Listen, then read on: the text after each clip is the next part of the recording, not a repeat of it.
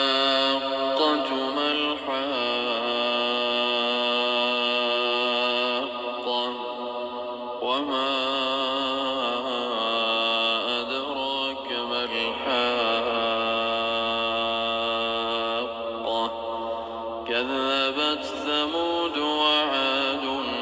بالقارعة فأما ثمود فأهلكوا بالطاغية وأما عاد فأهلكوا بريح صرصر عاتية سخرها عليهم 7 ليال و8 أيام حسوما فترى القوم فيها صرعى كأنهم أعجاز نخل خاوية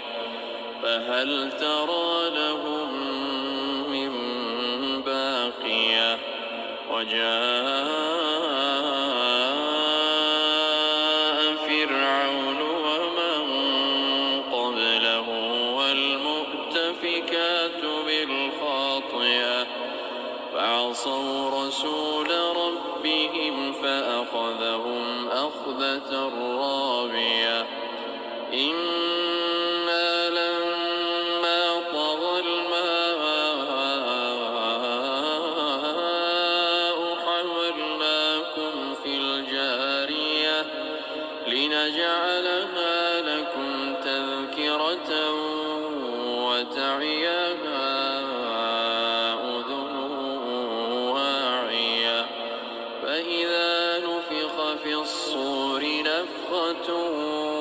واحدة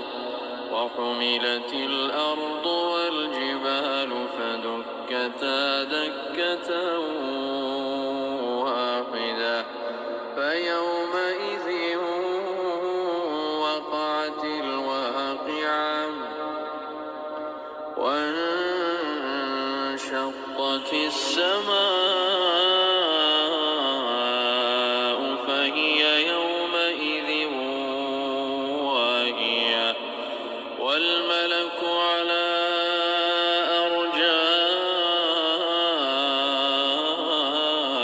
أرجائها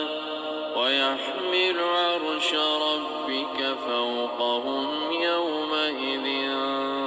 8 يومئذ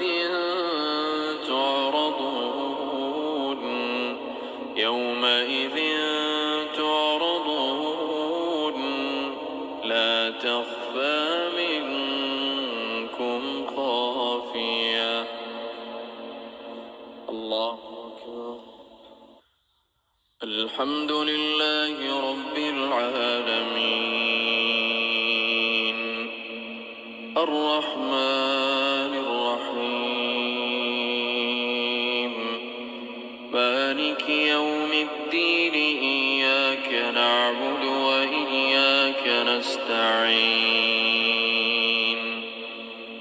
اهدنا الصراط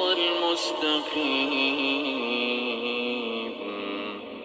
صراط الذين أنعمت عليهم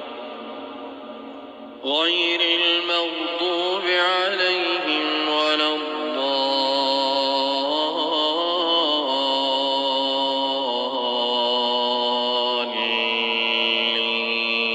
الضالين آمين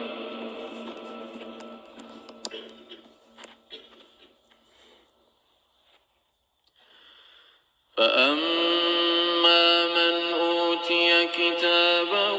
بيمينه فيقول هاؤم اقرءوا كتابيه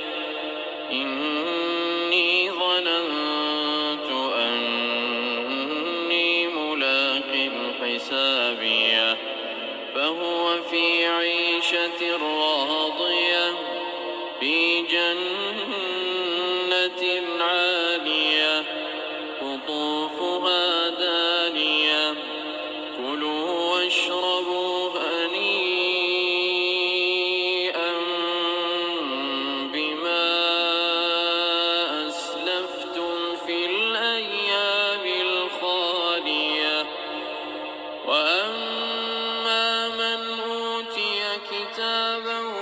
شماله فيقول يا ليتني لم أوت كتابيه